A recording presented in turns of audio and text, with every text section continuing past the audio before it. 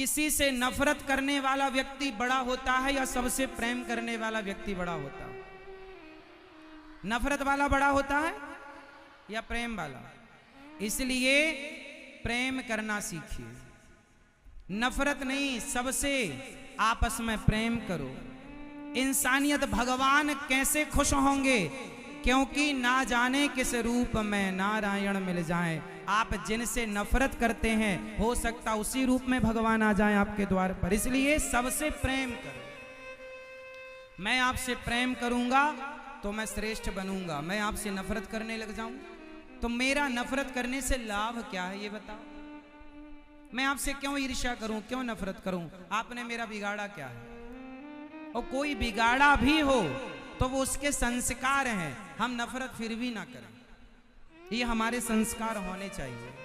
तो यदि हमें प्रेम, यदि हिंदुस्तान को जोड़ना है तो जातियां तो व्यवस्था के लिए बनाई गई थी, पर जातवाद नहीं होना चाहिए।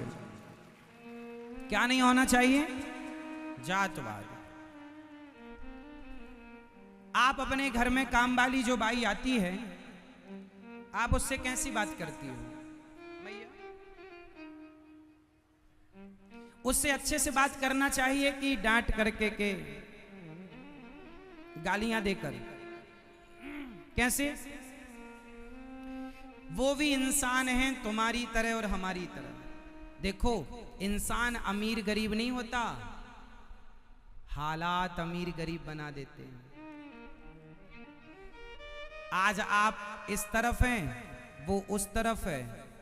समय का ऐसा चक्र चल सकता है कि वो इस तरफ आ जाए और आप उस तरफ चले जाएं। इसलिए अमीरी किसी के बाप की बफौती नहीं होती।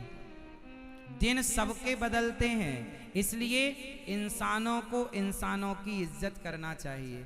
कभी ये नहीं सोचना चाहिए कि हमारे पास पैसा ज्यादा है, इनके पास क्या है। अरे इंसानों के काम आओ, जरूरतमंद। तुम्हारे पास पैसा है तो तुम्हें और सरल होना चाहिए, तुम्हें और नम्र होना चाहिए।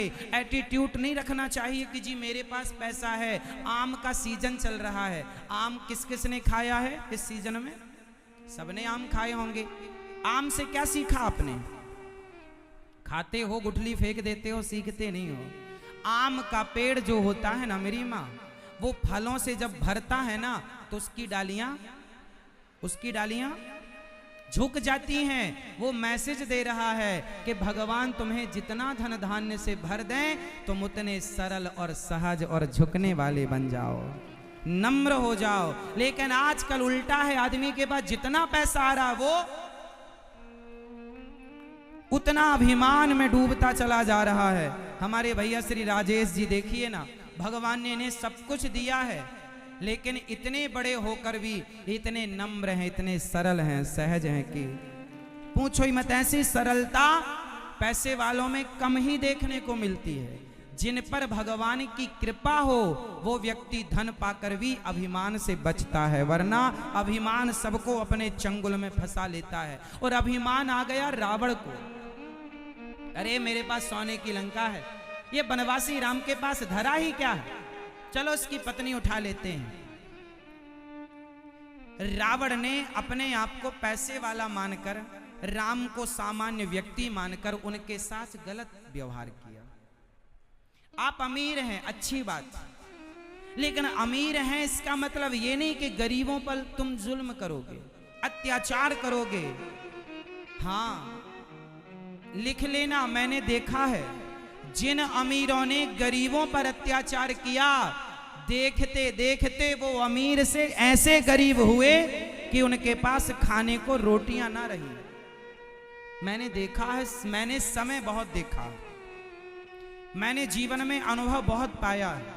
मैंने अच्छे अच्छे लोगों को देखा, धन्ना सेठों को देखा, पर जब पैसा था सीधे मुंह बात नहीं करते थे। अभिमान इतना था कि तुम्हें धूल में मिलाने की बात किया करते थे, तुम्हारी औकात क्या है, ऐसी बात करते थे। लेकिन समय ने उन्हें ही धूल में मिला दिया। इसलिए धन आए तो और जिम्मेदार हो जाना। हे विधाता, आपने मुझे दिया है, तो जरूर किसी उद्देश्य के लिए दिया है। धन आवे तो धर्म से जोड़िएगा, अच्छे कार्य कीजिएगा, परोपकार कीजिएगा, सेवा कीजिएगा, जरूरतमंदों की, गरीबों की, दीन दुखियों की, क्योंकि समय सदा एक सा नहीं रहेगा। आज आपके पास बहुत पैसा है, आप मुझे लिखकर दे सकते हैं कि आज के 10 साल बाद भी इतना रहेगा? आप मुझे लिखकर दे सकते हैं कि 20 साल बाद भी इतना रहेगा? लिखकर दे सकते हैं कि 5 साल बाद भी इतना रहेगा? नहीं, लेकिन मैं आपको लिखकर दे सकता हूं कि यदि आपने अपने धन का सदुपयोग किया है तो आज के 100 साल बाद भी आपकी आने वाली पीढ़ी के पास इससे ज्यादा पैसा होगा, क्योंकि आपने उसका दुरुपयोग नहीं किया। सदुपयोग किया है तो मैं लिख के गारंटी लेता हूं, और आपने दुरुपयोग किया है तो दुरुपयोग जो करता है अपने धन का, अधिक से अधिक बेईमान आदमी का 10 साल धन चलता है। इसलिए बचिए हर बेईमानी से, और जितना धन दें भगवान उतने क्या बनना है आपको? जोर से जो मेरी मां बोलो, सरल क्या बनेंगे? सबको गले, तुम्हारे घर में काम वाली बाई आती है, उसे भी प्यार से बोला करो, उसे भी अच्छे शब्दों का प्रयोग किया करो, अपमानजनक शब्द नहीं बोलना चाहिए। यहाँ ये झाड़ू क्यों नहीं की तूने? नहीं, उचित। कई बार तुम्हारे घर में छोटे छोटे बच्चे ना ये मानते ये तो काम वाली है, उसके लिए भी गलत शब्दों का प्रयोग, तुम बोलती नहीं हो ना, तुम्हारे बच्चे उससे छोटे हैं। धन दौलत अपनी जगह होगा, आप अपने बच्चों को इंसानियत सिखाइए कि इंसानों से बात कैसे की जाती है। पैसे की अकड़ में ना रहना साहब, पैसे की अकड़ में ना रहना, एक अच्छे इंसान बनो, एक अच्छे इंसान बनो। अच्छा एक बात बताओ, आज मैं आपको बिजनेस करने का भी तरीका बताता हूं। आप नौकरी करते हैं, मैं कहता हूं हमेशा नौकरी मत करना, नौकरी देने वाले बनना, लेने वाला नहीं, ये मैं हमेशा कहता हूं। एक चीज मैं आपको समझाऊंगा आज, वो ये है कि अच्छे व्यापारी के क्या लक्षण होते हैं, बताओ। एक अच्छा व्यापारी कौन हो सकता है? एक अच्छा बिजनेसमैन कौन हो सकता है? एक अच्छे बिजनेसमैन के लक्षण बताओ क्या होते हैं? क्या बताया आपको? जिसे अच्छा व्यापारी बनना हो, जिसे अच्छा बिजनेसमैन बनना हो, वो पहली बात याद रखे कि जो अच्छा व्यापारी होगा उसे अच्छा व्यवहारी बनना पड़ेगा। जिसका व्यवहार अच्छा है उसका व्यापार, जिसका जोर से, जिसका व्यवहार अच्छा, जिसका व्यवहार गुड, जिसका व्यवहार अच्छा उसका व्यापार अच्छा, जिसका व्यवहार बिगड़ा व्यापार बिगड़ा। इसलिए बच्चे आगे चल के सफल होंगे, उस सफलता में भी उसका व्यवहार मायने रखेगा। इसलिए बच्चों को अच्छा व्यवहारी बनाओ कि बेटा अपने से बड़ों से व्यवहार कैसे करना चाहिए, बात करने का तरीका समझाओ बच्चों को, बेटा अपने से बड़ों से कैसे बात की जाती है। रे बे तू तड़ाक करके बातें नहीं, सदा आदर से। आपसे छोटा भी क्यों ना हो लेकिन आप उसका भी आदर कीजिए। आदर करने से, सम्मान देने से सम्मान प्राप्त होता है। यदि आपने सम्मान नहीं दिया किसी को तो वो आपको सम्मान, सिंपल है ना, फंडे हैं व्यवहार के, शिष्टाचार है ये सब। यदि आपने मुझे सम्मान दिया तो मैं भी आपको दूंगा। आपने अपमान किया है तो भले मैं अपमान ना करूं पर सम्मान की उम्मीद मत रखिएगा। क्यों जी, सही है।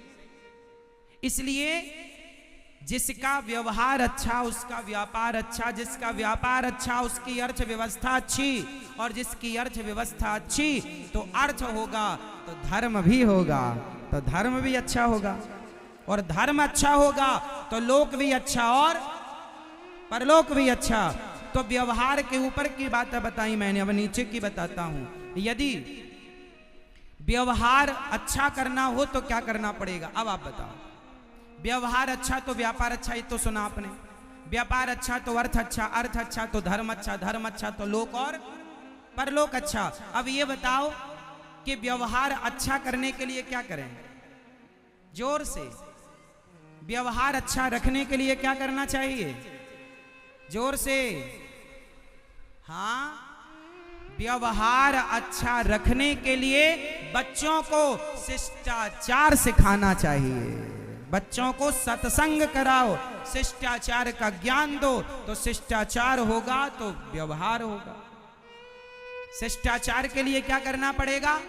घर का वातावरण। हाँ, इंद्र भी अपने मूड में आ रहे हैं अब।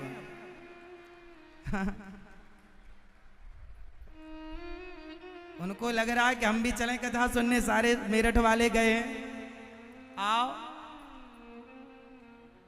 है ना मेरी माँ? चलो, तो आज से कितने लोग अपने से बड़ों का या छोटों का सम्मान करेंगे, आदर करेंगे? बच्चों को आदर करना सिखाएंगे। क्या सिखाएंगे? आदर। और आदर सम्मान करिएगा सबका, और एक चीज मत करिएगा। क्या? अभिमान। क्या नहीं करना चाहिए? अभिमान नहीं करना चाहिए। अभिमान करेंगे तो रावण का सर्वनाश हो गया। किसके चक्कर में? मैया, ओ मेरी प्यारी मां, किसके चक्कर में सर्वनाश हुआ? अभिमान। आदमी अपने आप को बहुत बड़ा मान लेता है। मैं ये, मैं वो, मैं वो। आज मैं बता दूं सबकी औकात क्या है? बता दूं? हाँ या ना? बुरा तो नहीं मानेंगे? जब आदमी के पास थोड़ा पैसा आता है ना, तो सामने वाले से क्या बोलता? तेरी औकात क्या है? तू कौन? तू क्या है? तू कौन है? जानता है मुझे मैं कौन हूं? जब कभी कोई आपसे उलझे इस तरह, तो आप उसको क्या जवाब दें? मैं वो जवाब दे रहा हूं आपको। देखो, इंसान को हमेशा एक चीज याद रखनी चाहिए। ये जो अभिमान करने वाले लोग हैं, वो इसलिए अभिमान करते हैं क्योंकि उन्हें अपना स्वरूप भूल चुके हैं। वो अपने आप को भूल गए हैं कि मैं कौन हूं। एक आदमी बोला, महाराज जी मेरा बहुत बड़ा घर है। तो एक संत जी बोले, अच्छा? उसके घर में उसने बोला कि महाराज जी पूरे जिला में सबसे बड़ा घर मेरा है। तो संत जी वहां पर थे, तो वहां पर एक ग्लोब रखा हुआ था।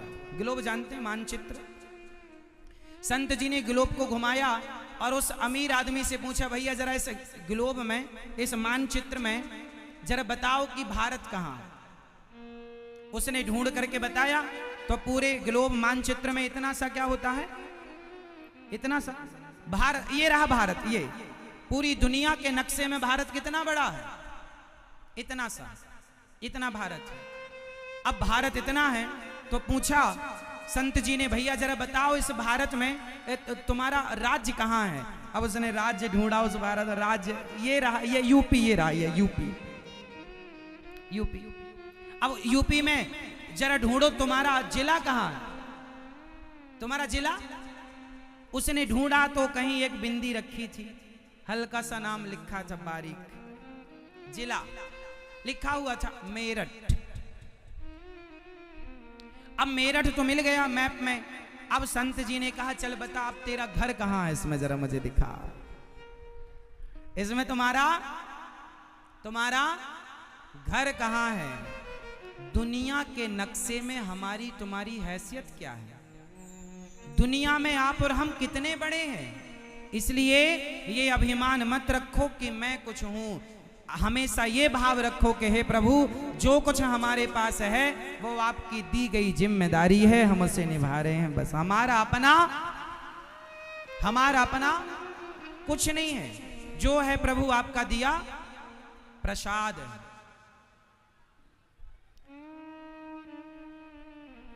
हम झूठा ही अभिमान करते रहते हैं, ये मेरा, ये मेरा, ये मेरा। एक छोटी सी कहानी फिर मैं आपको सुनाऊंगा, फिर उत्तर मांगूंगा आपसे।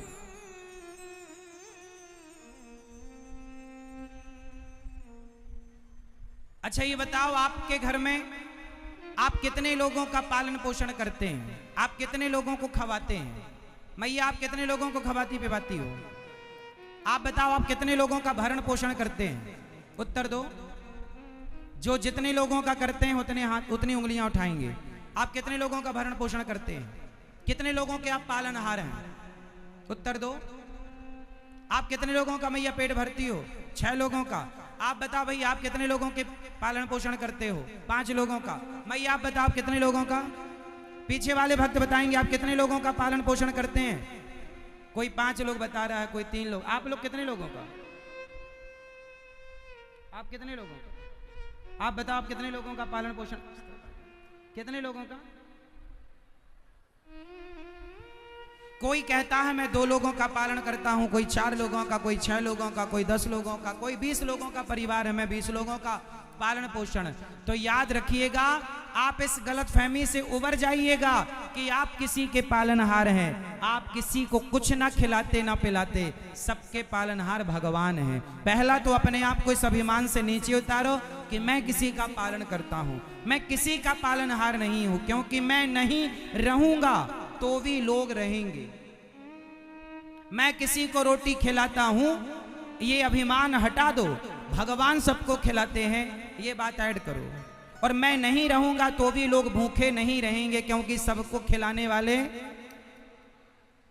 हम अभिमान करते हैं। किस तरह? एक बैलगाड़ी, एक छोटी सी कहानी सुनाता हूं, उत्तर देना पड़ेगा सबको। उत्तर दो। एक बैलगाड़ी जा रही थी, किसान ऊपर बैठा था, बैलगाड़ी चला रहा था। नीचे से एक कुत्ता, किसान का पालतू कुत्ता, बैलगाड़ी के बीच में सेंटर पर चल रहा था। कुत्ता बीचों बीच चल रहा था गाड़ी के। तभी बगल से गधा निकला। तो गधे ने कुत्ते से कहा, कुत्ता भाई कैसे हो? कुत्ते ने कहा, मजे में है, पर थोड़ा अभी ज्यादा जिम्मेदार हो गए हैं हम। क्या जिम्मेदारी आ गई है? बोले गाड़ी हम चला रहे हैं आजकल। गधे ने कहा, कर दी गलत बात। अरे गाड़ी कुत्ता तुम नहीं चला रहे हो, बैल चला रहे हैं। कुत्ते ने कहा, कर दी ना गधों वाली बात, इसलिए तुम गधे हो। ये गाड़ी हम चला रहे हैं। कुत्ता बोला, गाड़ी हम चला रहे हैं। ये कुत्ते, ये बैल हमारे बॉडीगार्ड हैं।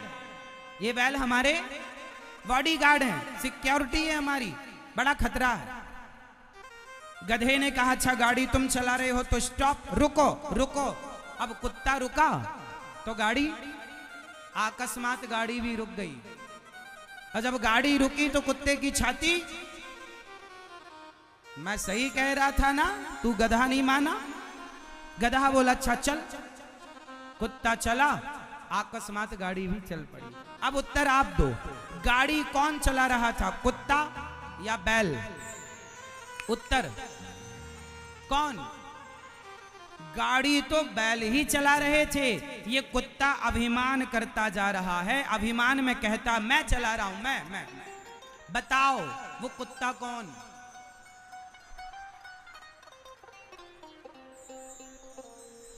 सबकी गाड़ी चलाने वाले भगवान हैं, और हम उस कुत्ते की तरह झूठा अभिमान करते हैं। मैंने ये किया, मैंने वो किया, मैं ना होता तो ये ना होता। ना साहब, तुम ना होते तो भी ये होता, क्योंकि कराने वाला तो कोई और है।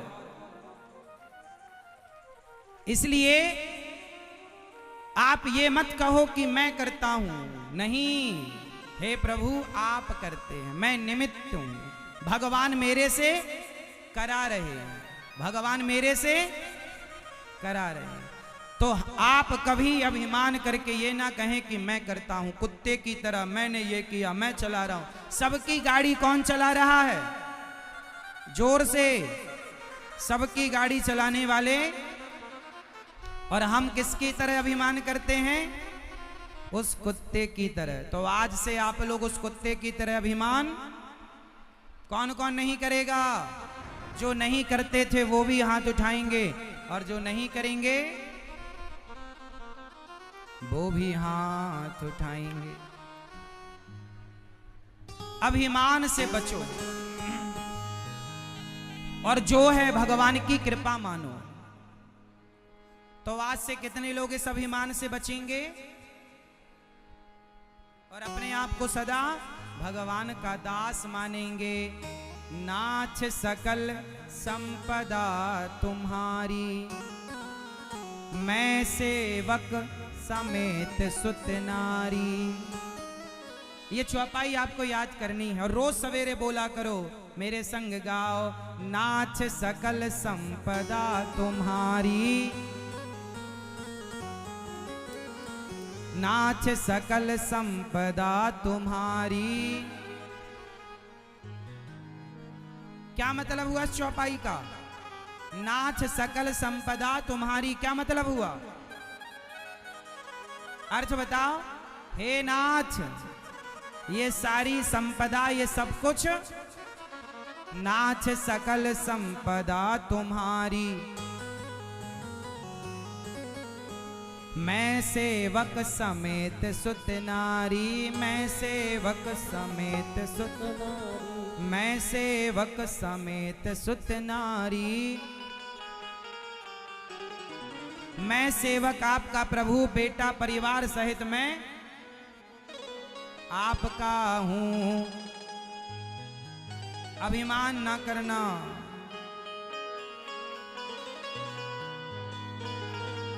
अभिमान जब आता है ना तो देखो व्यक्ति क्या क्या कर। एक अभिमान से भरा भजन में आपको सुनाता हूं। जिस भजन में अभिमान है और एक का अभिमान नष्ट होगा इस भजन में, और एक की सच्चाई आप समझेंगे, और ये सच्चाई आपकी और मेरी है।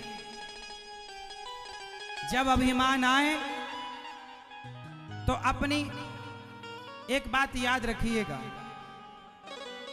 आदमी कितनी भी बड़ी गाड़ी में रहता हो, कितनी भी बड़ी गाड़ी में चलता हो, कितने भी बड़े बंगले में रहता हो, पर जब आखिरी यात्रा होगी ना तो लकड़ी की डोली पर होगी, अर्थी पर होगी, और उस अर्थी पर हमें और आपको बांध कर ले जाया जाएगा। शमशान में ले जाकर चिता पर रख दिया जाएगा, और जल जाओगे तो जलने के बाद क्या बचेगी? जोर से क्या बचेगी? राख। राख बचेगी, राख। क्या बचेगी? वो राख हूं मैं, वो राख हूं मैं। आज अनिरुद्धाचार्य है, भविष्य में ये राख बन जाएगा। आप में से कितने लोग भविष्य में राख बन जाएंगे? सब हो जाएंगे। आप बताओ, अकड़ किस बात की? अभिमान किसका? एक दिन आप पूरे के पूरे 50 रुपए के घड़े में समा जाएंगे। 50 रुपए के घड़े में आपकी राख आ जाएगी और आपको लोग ले जाएंगे। बड़ी बड़ी डींगे, बड़ी बड़ी बातें, बड़े बड़े बंगलों में रहने वाला एक दिन मुट्ठी भर राख हो जाएगा, फूंक मारने से उड़ जाएगी। अब घमंड बताओ किसका करें? हमारे पास क्या है घमंड करने जैसा? इसलिए इंसान बन करके रहो, ज्यादा उड़ो मत, ज्यादा उड़ो मत, इंसानों की तरह रहो। क्योंकि आप और हम एक दिन, कितने अभिमानी घड़े में समा गए, सब कुछ समाप्त हो गया, क्या बचा?